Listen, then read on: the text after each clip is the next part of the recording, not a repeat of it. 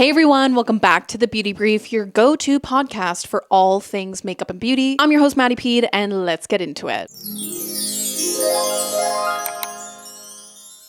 Okay, you know the drill. We're starting off first with latest beauty launches, smash or pass, where we go through all of the new beauty launches which have been announced or teased or leaked, and I will tell you whether I think they are worth a smash or a pass. Okay, starting out first with this diptyque summer collection, which looks absolutely stunning. I am such a sucker for diptyque, and when I have a home and can afford diptyque, there will be diptyque everywhere, okay? Mark my words. Now, it is typical diptyque packaging, which we know and love, the little patterns, but it has some additional little summer illustrations in it. There's some like lemons or blueberries or strawberries, you know, some fruits. There's fruits throughout. One of the first products is a lip oil, which I didn't even know that diptyque has a lip oil. I don't know if they do. Maybe this is brand new. Either way, it is in collaboration with Suzanne Kaufman. Don't quote me on that name. I don't know who that is. So I don't know if I'm pronouncing that wrong. So sorry if I am. Either way, the lip oil is $40, which is steep for lip oil. But I mean, it's diptyque, like the price point is high. Now it says it's a soothing lip care with a spirited citrus mint scent. Now the additional products in the collection are an eau de toilette, there are body sprays, we have cleansing body gels, there is a large citronelle candle for $430. $430. Okay. It's cute, it's expensive, it's very luxurious. Will I be rushing to buy this at this time? No, it's a pass. Okay, moving on to a new foundation from Beauty Creations. This is their Flawless Stay Liquid Matte Foundation. And I mean, the packaging is giving like Patrick Ta or Dior. It's very stunning, it's very cute. And this foundation is only $14. Girl. It says that it is enriched with niacinamide, which brightens skin, smooths texture, minimizes pores, and reduces the appearance of wrinkles. 24-hour wear, matte finish, medium to full coverage, oil-free, and there are 30 shades. There's also a brand new dual-ended brush, which looks really, really cute. It's only $8, but the shape of it kind of reminds me of Rare Beauty, like a giant version of their concealer brush, which is one I own and I absolutely love. The fact that it's a dual-ended brush, though, is my favorite. I'm not a huge dual-ended brush lover, because I always have my brushes in a little jar, so the other side is always getting squished. I know that I could just like lay all the dual-ended brushes together, like have them laying flat, but I like to have all my brushes together on hand, ready to go. You know what I mean? Either way, the shade ranges look super, super beautiful of the foundation. There's lots of different undertones as well. Now, Beauty Creations isn't a brand I rush to buy simply because it's just difficult for me to get my hands on the brand and I kind of just low-key forget about them. That's no tea, no shade to them. There's just so many beauty products on the market. It's hard to keep up. You know what I mean? So the ones that aren't easy to access kind of just like get, you know,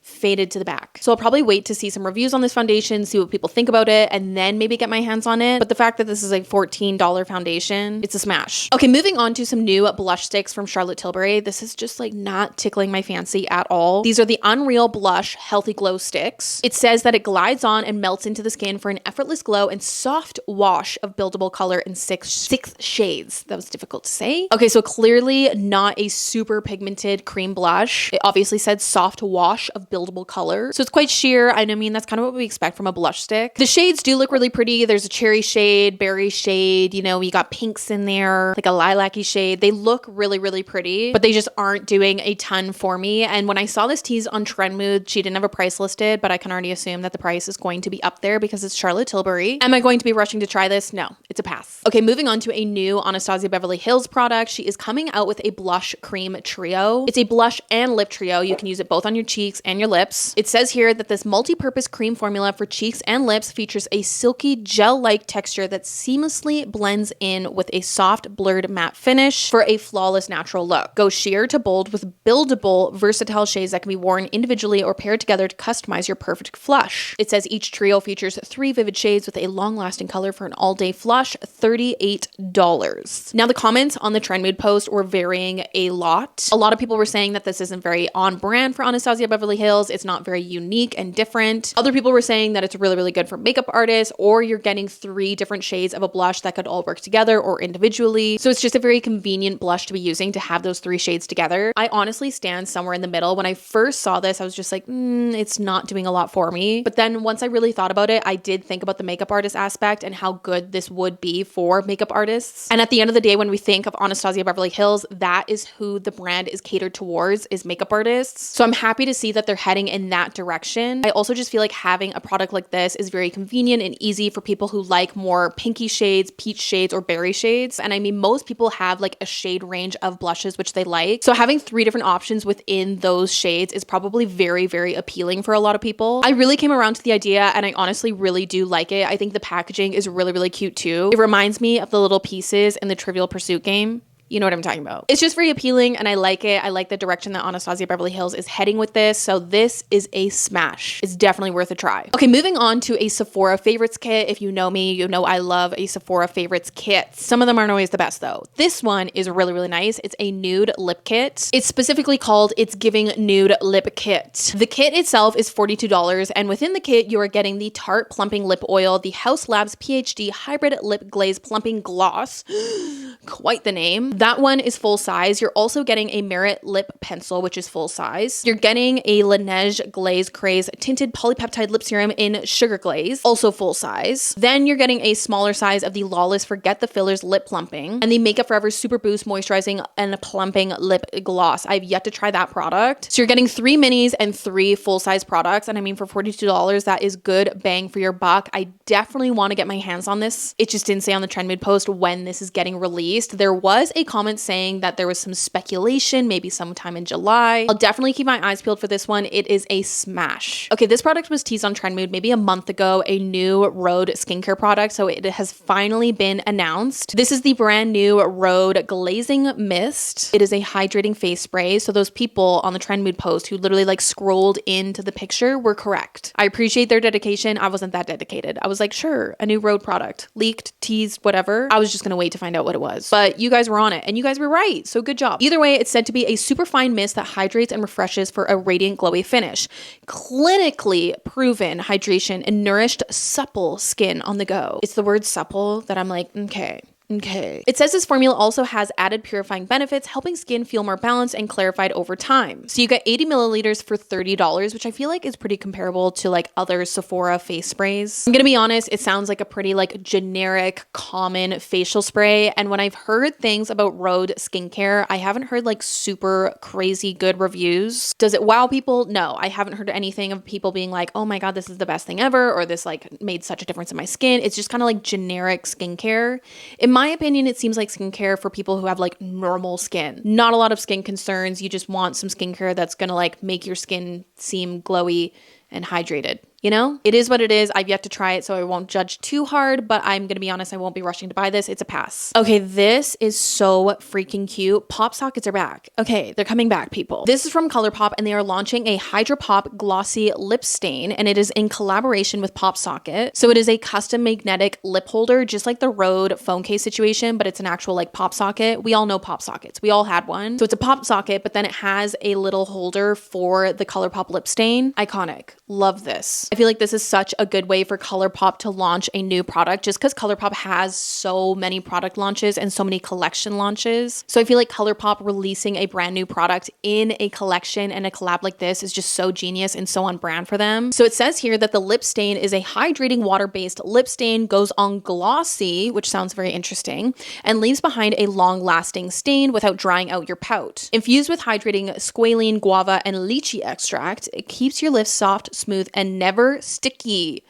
Never sticky. I love that we're getting into this like non-sticky lip product craze at the moment. Also, I was just talking about a glossy lip product with a stain like 2 episodes ago and how more of these types of products need to be a thing. We want a lip gloss that's going to leave a stain and some pigment behind. You know, this is just perfect. I know ColourPop watched that episode and they were like, okay, so MaddiePeed told us that we need to bring out a lip gloss that leaves a stain behind. So that is what we shall do. And we're also going to collaborate with Popsocket. I'm the reason for this, people. Okay. Okay. So the lip stain is $9 each and there are 7 different shades. There's a good variety. There is a 90s Babe, which is a plummy brown. You got Blueberry Marg, which is a deep blackberry shade. You have Fruit Punch, which is cherry red.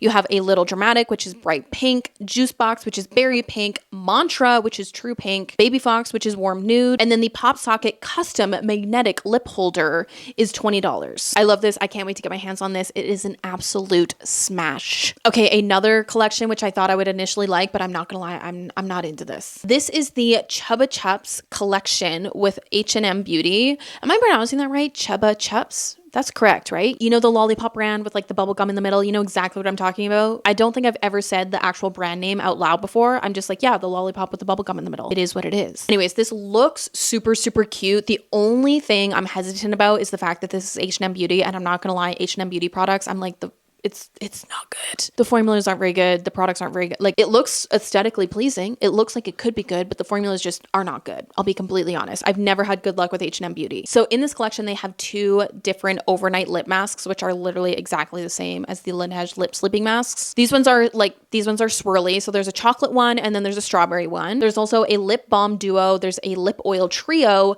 There's a hair and body mist, a water bottle, and then there's like a purse, I believe. There's a bunch of different accessories, which are super, super cute. And I mean, the accessories are probably what I would go for. Like I said, the formula of the H&M Beauty products are just not it. The price point will be good though. They didn't have them listed on the Trend Mood post that I saw, so I don't know the prices exactly, but the price point will be good. So if you want to spend your money on it and just give it a shot. For me though, I'll be completely honest, I'm not rushing out to get this. It's a pass. I appreciate the nostalgic factor though, so thank you so much, H&M Beauty. If you've had any good luck with the H&M Beauty products, please let me know in the comments if you have any suggestions. Moving on to our next segment, which is Vanished Beauty Celebrity Brand Edition with the ghost noises. We always need the ghost noises. You know what I mean? So in this day and age of 2025, where every single celebrity has a beauty brand, let's discuss the celebrity beauty brands which have not made it. Starting out first with Haus Labs by Lady Gaga, obviously the first original launch, because they are clearly succeeding now. The rebrand was God's gift from heaven. Thank you so much. So the brand originally launched in 2019, and the interesting thing to me is that they were exclusively sold on Amazon. I think for the time that was a very genius business move to be sold only on Amazon. But for a celebrity like Lady Gaga and a brand like Haus Labs and what we were expecting from Lady Gaga to have a brand partnership like Amazon, it raised a lot of eyebrows in the beauty world. That would make sense for like a Kardashian brand or something to team up with Amazon. But like Lady Gaga, we were like crickets. Now the concept behind the branding, it says that they leaned into self-expression, bold colors, and House of Gaga energy. That was the intention, but both the packaging and the formulas felt very, very basic, which is just not what we were expecting from Lady Gaga, obviously. The other difficult thing with the Amazon exclusive launch was the fact that nobody could just swatch the products, play around with them in store, shade match. Let's face it, having an online only business model for beauty shoppers is just not a concept we can easily grasp. Now, the original Haus Labs line clearly did not make a splash at all, and they eventually rebranded in 2022 to be the line which we know now. They obviously relaunched at Sephora, which was the relationship which they needed. To have the original Haus Labs line flop like it did from such an icon like Lady Gaga was so surprising for the beauty world. But I mean, you have to commend somebody who's willing to go back to the drawing board, rebrand, relaunch, and do what she needed to do, and she did the damn thing. Moving on to Kesha Rose Beauty, obviously Kesha's beauty line. This launched in 2019 in collaboration with Diptyque. The concept was very on brand for Kesha. It was very bright, very wild, spiritual vibes. It was a little mini collection which included an eyeshadow palette, some liners, some lip products. I think the original idea with Kesha Rose Beauty was to launch a collection and then keep building on that collection with Diptyque, so it almost eventually be like a whole separate line. But that didn't end up happening. They launched their limited edition collection with very, very little follow-up. Other than Kesha fans being excited for Kesha Rose Beauty, it really didn't gain any other traction amongst the beauty space. So after its launch, it kind of ghosted. There were no new releases and it eventually just vanished. Moving on to Item Beauty by Addison Rae. Now this obviously launched in 2020 and it was very clean girl Gen Z makeup. It was actually co-founded by Made by Collective, which are the same people behind Ipsy. Either way, Item Beauty eventually started a relationship with Sephora in 2021, so they were sold at Sephora, and there really wasn't much success after they partnered with Sephora.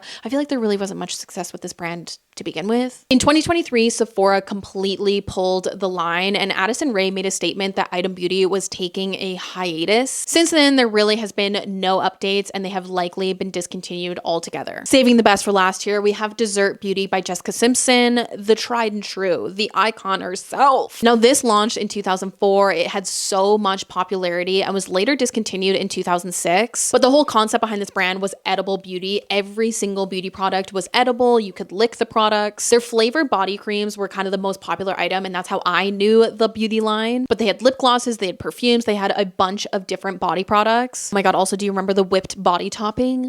So good. The brand was just like extremely Y2K. It just gained so much popularity as well because Jessica Simpson was at like the height of her fame. She was on the show Newlyweds with Nick Lachey, Chicken of the Sea, who remembers? Is this chicken what I have or is this fish? Either way, the brand completely shut down in 2006 because of a lot of legal drama. As you could guess, with edible body products, you know, there's a lot of lawsuits that could come with that, you know, a lot of FDA guidelines that you don't necessarily cross.